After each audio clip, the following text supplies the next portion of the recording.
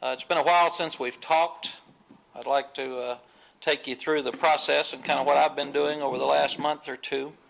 The first thing was to try to have a thorough evaluation of our team, our staff, and our program. And I thought that was very important after the year that we had.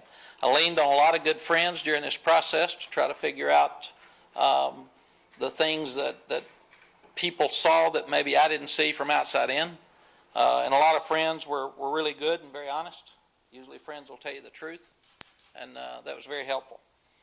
One of those friends was Vinny Cerati. He came down for a couple of days and looked at everything we had. Vinny played for me at Iowa State. He was a guy that was the recruiting coordinator for Lou Holtz when they won the national championship up at Notre Dame. And he also has been a general manager in the NFL for many years. So I trust his opinions, and he came down and did a great job for us.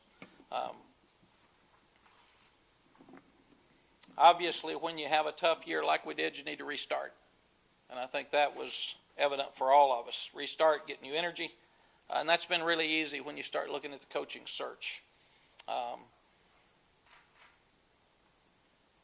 I've asked coaches across the country about the young coaches that are out there and to give me their true opinions of them. And what I found is that there's some tremendous talent out there, and that college football is really in great shape. It's been a long time since we've looked at this many coaches, so it was a very unique situation for us. And at the same time, hiring is much different than it was in 1998. I mean, there are a lot of different facets of it now. There's more talk about it. There's more chatter. There's more agents. There's more multi-year contracts.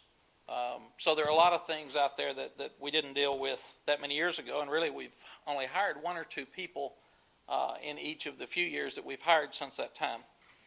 The next thing I had to do was look at our recruiting, because when you have this much change, obviously people call recruits immediately from other schools, people from the media, and ask them how they feel about the changes. So the thing that we ask is we talked to every young man and said that, well, you came to Texas because you love Texas. It's a great place.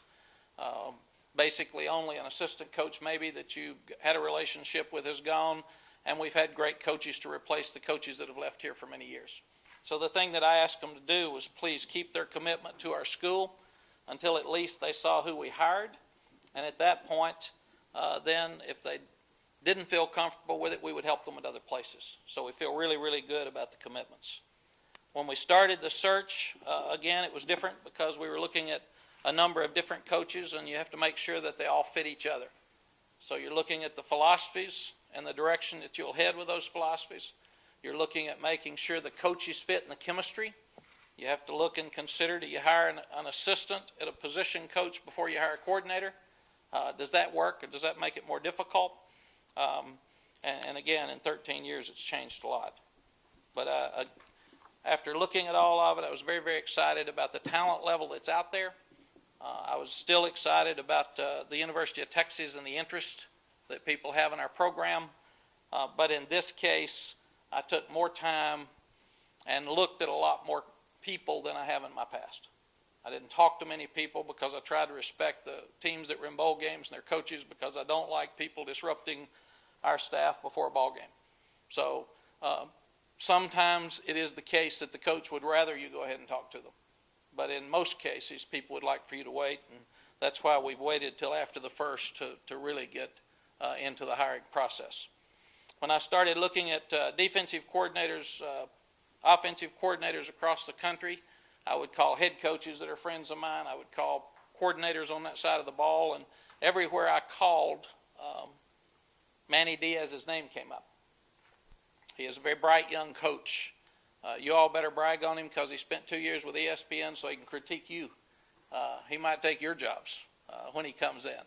But he had a passion for coaching, and when he was working with ESPN and the NFL, he kept, every time he would go somewhere, he kept talking about techniques and strategy and the things that he felt like that this team should be doing in that. And then he went back to his alma mater, Florida State, started working with Mickey Andrews, who's one of the best defensive coaches in our history.